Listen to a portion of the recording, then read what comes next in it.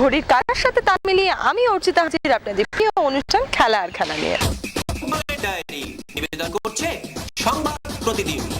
অধিনায়ক সুনীল ছেত্রীকে ছাড়াই শক্তিশালী ওমানকে এক ব্যবধানে রুখে দিয়েছিল ভারত। এক ঝাঁক তরুণ ফুটবলারের সাহায্যে ম্যাচ ড্র করতে পেরেছিল এই গোষ্ঠী ম্যাচের দল। কিন্তু গতকাল হলো উল্টো পুরাণ। সংযুক্ত আরব আমিরাতের কাছে আন্তর্জাতিক ফ্রেন্ডলি ম্যাচে মুখ পুরল ভারতীয় ফুটবল দলের। 6-0 গোলে ব্লু টাইগারদের হারালো ইউএই। হ্যাট্রিক করলেন আদিল মাফকাউদ, একটি গোল খালিল, ফাবিও লিমা এবং সেবাস্তিয়ানের। অন্যদিকে ভারতের হয়ে কেউই গোলের মুখ খুলতে পারেনি। করোনা আক্রান্ত হয়েও বর্তমানে সুস্থ ভারত অধিনায়ক সুনীল ছেত্রী, কিন্তু তাকে ছাড়াই ওমান এবং সংযুক্ত আরব আমিরাতের বিরুদ্ধে দল নির্বাচন করেছিলেন এই গোষ্ঠী ম্যাচ। ওমানের সঙ্গে ড্রয়ের পর সাফ জানিয়ে দিয়েছিলেন ইউএই ম্যাচেও ভরসা রাখবেন তরুণ ভারতীয় দলের উপরে, সুযোগ দেবেন যারা গত ম্যাচে সুযোগ পাননি তাদের। কিন্তু সংযুক্ত আরব আমিরাতের মতো শক্তিশালী দলের কাছে গোটা ম্যাচই নাকানি চোবানি খেললেন মানবীররা। ম্যাচে পড়তেও হলো হাফ ডজন গোলের মালা। টোকিও অলিম্পিকে ছাড়পত্র পেল না আমেরিকার ফুটবল দল। এবার তারা হারলো হন্ডুরাসের কাছে। আগেও বেশ কয়েকটি ম্যাচে হারতে হয়েছে। আগের দুবার অলিম্পিকের যোগ্যতা অর্জন করতে পারেনি আমেরিকার ফুটবল দল। এই নিয়ে টানা 3 বার অলিম্পিকের বাইরে থাকলো আমেরিকা। ক্রিকেটের ডায়েরি। করোনা অতিমারির মৌসুমে বিশ্বের সেরা দুই দলের বিরুদ্ধে টানা 5 সিরিজ জয়। ভারতীয় ক্রিকেট দলের এই চমকপ্রদ সাফল্যের পরে আপ্লুত ভারতীয় দলের হেড কোচ রবি শাস্ত্রী। দলের প্রশংসা করে তিনি জানিয়েছেন, সারা জীবনের সেরা মৌসুম উপহার দিয়েছে ছেলেরা। অস্ট্রেলিয়ার বিরুদ্ধে টি-20 ও টেস্ট সিরিজ জয়ের পরে ইংল্যান্ডের বিরুদ্ধে 3 ধরনের ক্রিকেটেই সিরিজ জিতল ভারত। যে অভিযান শেষ হয়েছে গত রোববার পুনে ইংল্যান্ডের বিরুদ্ধে তৃতীয় ওয়ানডে ম্যাচে 7 রানে জয়ের মাধ্যমে। দলের এই স্মরণীয় পারফরমেন্সের পরে শাস্ত্রী টুইট করেন, ছেলেদের অভিনন্দন ভারতীয় দলকে উঁচুতে নিয়ে যাওয়ার জন্য। টেস্ট ওয়ানডে ম্যাচে ইংল্যান্ডকে 7 রানে হারানোর সুবাদে ICC world cup super league টেবিলে 7 নম্বরে উঠে এলো ভারত। সিরিজে হারলেও টেবিলের 1 নম্বর আগের মতো জায়গায় ধরে রেখেছে ইংল্যান্ড। 9 ম্যাচে তাদের মোট পয়েন্ট 40। তারা জিতেছে 4 ম্যাচে, হেরেছে 5টা ম্যাচে। সেখানে ভারতের 6 ম্যাচে অর্জিত পয়েন্ট 29। কোহলি জিতেছে 3 ম্যাচে, হেরেছেন 3 ম্যাচে। ইংল্যান্ড সিরিজ অতীত। এবার ফের আইপিএল জগতে ঢুকে পড়তে চলেছেন টিম ইন্ডিয়া ক্রিকেটাররা। ইতিমধ্যে অনেকে নিজের ফ্র্যাঞ্চাইজি দলের সঙ্গে যোগ দিতে শুরু করেছেন। ইংল্যান্ডের বিরুদ্ধে একাধিক নজির করেছেন বিরাট। আর এবার আসন্ন আইপিএল ও রয়্যাল চ্যালেঞ্জার্স ব্যাঙ্গালোরের হয়ে 3টি নতুন মাইলস্টোন গড়ার সুযোগ রয়েছে তার সামনে। কিন্তু কি রেকর্ডের হাতছানি রয়েছে বিরাটের সামনে? প্রথমত আরসিবির প্রথম ক্রিকেটার হিসেবে আইপিএল এর 200তম ম্যাচ খেলার নজির গড়বেন তিনি। 2008 সাল থেকেই কোহলি রয়্যাল চ্যালেঞ্জার্স ব্যাঙ্গালোরের হয়ে খেলেছেন। এখনো পর্যন্ত খেলেছেন 192টি ম্যাচ। অর্থাৎ এবার আইপিএল এ আর 8টি ম্যাচ খেললেই করে ফেলবেন এই অনন্য নজির। কোহলির সামনে আপাতত রয়েছেন সুরেশ রায়না, দীনেশ কার্তিক, রোহিত শর্মা এবং মহেন্দ্র সিং ধোনি। নিউজ মিডিয়া প্রযোজিত সাপ্তাহিক বিনোদনমূলক অনুষ্ঠান বিনোদন.com দেখুন প্রতি শনিবার ঠিক রাত 10:15 আপনাদের প্রিয় চ্যানেল ভিশনে। ভারত ইংল্যান্ড একদিনের সিরিজে সবথেকে বেশি রান জনি বেয়ারস্টো, 3 ম্যাচে 219। দ্বিতীয় লোকেশ রাহুল 177 রান। পরের তিনজন যথাক্রমে শিখর ধাওয়ান 169, ঋষভ পন্থ 155 এবং বেন স্টোকস তারও 155 রান।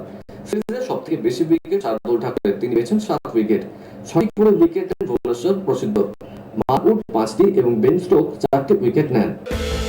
ভারত ইংল্যান্ড টি-20 সিরিজকে উত্তপ্ত করে রাখা আম্পায়ারের বিতর্কিত সফট সিগন্যাল নিয়ে বড় সিদ্ধান্ত নিল বিসিসিআই। আগামী আইপিএলে এই নিয়ম রাখা বা ছুড়ে ফেলে দেওয়া নিয়ে চূড়ান্ত ঘোষণা করে দিল সৌরভ গাঙ্গুলি শিবির। সিগন্যালের নিয়ম তুলে দেওয়ার জন্য আওয়াজ তুলেছিলেন ভারত অধিনায়ক। বিরাটের সেই প্রতিবাদের মূল্য দিল বিসিসিআই। আইপিএল 2021 গাইডলাইন থেকে ফিল্ড আম্পায়ারের সফট সিগন্যালের নিয়ম সরিয়ে দেওয়া হয়েছে। সফট সিগন্যাল তুলে দিল আইপিএল 2021 আম্পায়ার কল অব্যাহত রাখার সিদ্ধান্ত নিয়েছে বিসিসিআই। উল্লেখ্য, ভারত ইংল্যান্ড সিরিজ চলাকালীন আম্পায়ার কলের জোরে একাধিক বেঠিক সিদ্ধান্ত মেনে নিতে বাধ্য হয়েছে দুই দলই। খবর নিবেদন করছে পিচের চোট ছাড়িয়ে আবার ফেরার প্রস্তুতি শুরু করেছেন ভারতীয় মহিলা কুস্তির নতুন তারকা 19 বছরের অংশু মালিক। লখনৌয়ে জাতীয় নির্বাচনী শিবিরে তিনি ছিলেন ভালো ছন্দে। আগামী মাসে কাজাখস্তানে হতে যাওয়া এশীয় কুস্তি প্রতিযোগিতায় পদক জিততে পারলে তিনি পেয়ে যেতে পারেন টোকিও অলিম্পিক্সের ছাড়পত্র। তিনি লড়বেন 57 কেজি ফ্রিস্টাইল ইভেন্টে। আমেরিকাকে 2-1 করে হারিয়ে টোকিও অলিম্পিক্স ফুটবলে খেলার টিকিট আদায় করে ফেল হন্ডুরাস। অলিম্পিক্স যোগ্যতা অর্জন পর্বের ম্যাচে হন্ডুরাসের জয় নিশ্চিত করে দেন হুয়ান কার্লোস ওব্রেন এবং দাভিদ ওচোয়া। এই নিয়ে চতুর্থবার যোগ্যতা অর্জন করল হন্ডুরাস।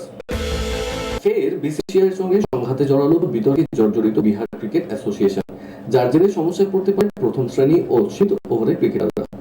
বিহার ক্রিকেট লিগের বন্ধের নির্দেশ বোর্ডের তরফে দেওয়া হলেও তা মানতে চায়নি বিসিএ। এর জেরে সংশয় তৈরি হয়েছে ক্রিকেটারদের ভবিষ্যৎ নিয়ে। এমন অপরাধের জেরে আর্থিক ক্ষতির সম্মুখীন হতে পারে বিসিএ। নির্বাচিত হতে পারে ক্রিকেটাররা। শোনা জিতেই নয়াদিল্লির কার্নি সিং শুটিং রেঞ্জে এবারের আইএসএসএফ বিশ্বকাপ শেষ করলো ভারত, যা শুটিং বিশ্বকাপে ভারতের সেরা পারফরমেন্স এবার। সব মিলিয়ে 30টি পদক পেয়ে শীর্ষস্থানে থাকলো ভারতীয় দল, যার মধ্যে 15টা সোনা। আইএসএসএফ চ্যাম্পিয়নশিপে রাইফেল ও পিস্তল ইভেন্টে এই নিয়ে সবার শীর্ষে থেকে শেষ করলো ভারত, যার মধ্যে রয়েছে নয়াদিল্লি, বেইজিং, রিও বিশ্বকাপ, চীন 2019 বিশ্বকাপ ফাইনাল। যদিও ভারতের এবারে জেতা বেশিরভাগ সোনা এসেছে দলগত ও মিক্সড ইভেন্টে। এবারের প্রতিযোগিতায় ভারত পেয়েছে 15টা সোনা, 9টা রূপো এবং 6টা ব্রোঞ্জ। দ্বিতীয় ও তৃতীয় স্থানে থাকা মার্কিন যুক্তরাষ্ট্র ও ইতালির পদক সংগ্রহ অনেক কম। বাহরেইন ফর্মুলা 1 গ্রাপি রেসিং জিতেই নতুন মরশুম শুরু করলেন 7 বারের বিশ্ব চ্যাম্পিয়ন চালক মার্সিডিজের লুইস হ্যামিল্টন। রেড বুলের প্রতিপক্ষ মার্ক ভার্স্টাপেনের সঙ্গে পাল্লা দিয়ে লড়াই করে তিনি চ্যাম্পিয়ন হন। জয়ী হ্যামিল্টন বলেছেন, রেসিং এর প্রত্যেকটি মুহূর্ত উপভোগ করছি। মিক শুমাখার শেষ করেন 16 নম্বরে। খবর নিবেদন করলো অ্যাফোর্ডিং। নিয়ে নিচ্ছি ছোট্ট একটা ব্রেকের পর থাকছে আরো অনেক খেলার খবর, সঙ্গে থাকুন।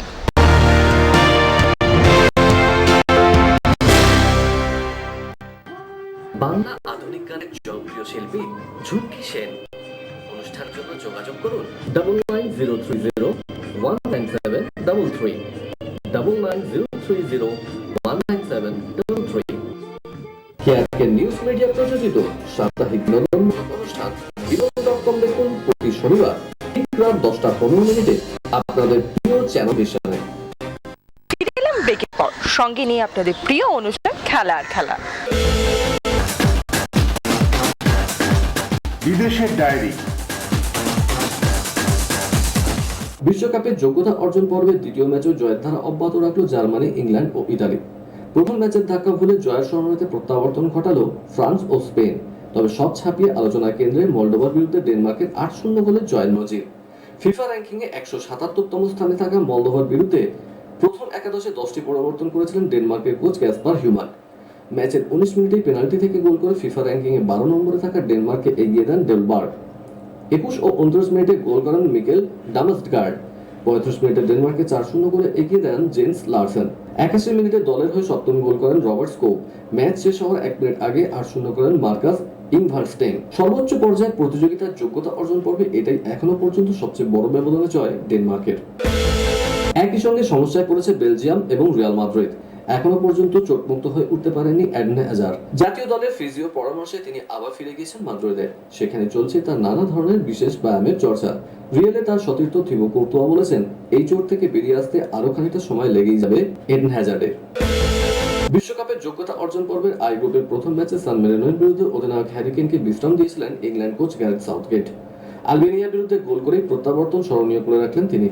ম্যাচের 38 মিনিটে লুক শয়ের ক্রসে মাথা ছুঁয়ে গোল করেন হ্যারি। ইংল্যান্ডের হয়ে 33টি গোল হয়ে গেল তার। যদিও জাতীয় দলের হয়ে প্রায় 2 বছর পরে গোল পেলেন হ্যারি। 2019 সালের নভেম্বরে ইংল্যান্ডের হয়ে শেষ গোল করেছিলেন তিনি। অপরদিকে কসোভোকে 3-0 হারিয়ে 2 ম্যাচে 6 পয়েন্ট নিয়ে বি গ্রুপের শীর্ষস্থান দখলে রেখেছে সুইডেন। সমসংখ্যক ম্যাচ খেলে 4 পয়েন্ট নিয়ে দ্বিতীয় স্থানে রয়েছে স্পেন। রোমানিয়ার বিরুদ্ধে জার্মানির 1-0 জয়ের রাতেও আলোচনার কেন্দ্রে মানবাধিকার রক্ষার দাবিতে প্রতিবাদের অভিনবত্ব। বুখারেস্টে রোমানিয়ার বিরুদ্ধে ম্যাচ শুরু হওয়ার আগে জার্সি উল্টো করে পড়েছিল জোসুয়া কিমিচরা। উদ্দেশ্য ছিল মানবাধিকার রক্ষা করা নিয়ে রাষ্ট্রসংঘের ঘোষিত 30 দফা নীতির প্রতি দৃষ্টি আকর্ষণ করা। কাজাখস্তানকে হারিয়ে 2 ম্যাচে 4 পয়েন্ট নিয়ে ডি গ্রুপের শীর্ষস্থান থাকলেও স্বস্তি নেই ফরাসি শিবিরে। ম্যাচে 59 মিনিটে চোট পেয়ে মাঠ ছাড়েন মার্শিয়াল। তার জায়গায় নামেন এমবাপে, কিন্তু মাঠে নামার আগে সতীর্থের সঙ্গে কর্মরত না করে বিতর্কে জড়িয়েছেন তিনি।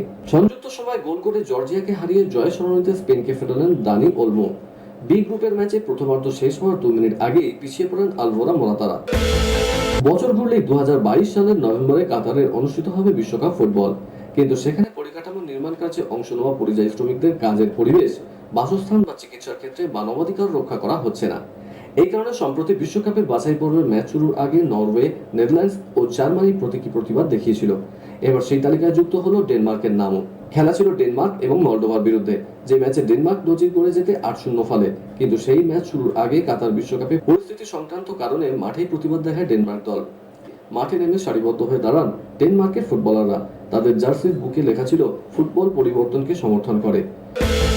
বিশ্বকাপ যোগ্যতা অর্জন পর্বে পোল্যান্ড 3-0 গোলে জয়ী আন্ডোরার বিরুদ্ধে। জোড়া গোল করলেও হাঁটুতে চোট পেলেন রবার্ট লেভানডস্কি। আগামী বুধবার ইংল্যান্ডের বিরুদ্ধে তিনি নেই। পোলিশ ফুটবল ফেডারেশন জানিয়েছে লেভানডস্কির সেরে উঠতে 5 থেকে 10 দিন সময় লাগবে। কলকাতার ডায়েরি। অস্ট্রেলিয়া সফরে ব্যাট করতে গিয়ে চোট পেয়েছিলেন। এখন তিনি ফিট এবং আসন্ন আইপিএলে আবার পাঞ্জাব কিংস দলের হয়ে গুরুত্বপূর্ণ অবদান রাখতে চান, বলছেন মোহাম্মদ শামি। অ্যাডিলেডের প্রথম টেস্টে অস্ট্রেলিয়ার পেসার প্যাট কামিন্সের খাটো লেংথের বলে শামির কবজিতে চোট লেগেছিল। এরপরে জাতীয় ক্রিকেট একাডেমিতে তার রিহ্যাব চলছিল, যেখান থেকে তাকে আইপিএল এর জন্য 20 মার্চ ছেড়ে দেওয়া হয়। এখন আমি পুরোপুরি ফিট এবং মাঠে নামার জন্য মুখিয়ে আছি। ব্যাটিং করতে গিয়ে চোট পাওয়াটা দুর্ভাগ্যজনক। দীর্ঘদিন ফিটনেস নিয়ে কোনো সমস্যা ছিল না আমার, কিন্তু এই ব্যাপারে আমার কিছু বলার নেই। এটা খেলারই অঙ্গ, বললেন শামি। হ্যাঁ, ঠিকই ধরেছেন। এখন স্পোর্টস কুইজ।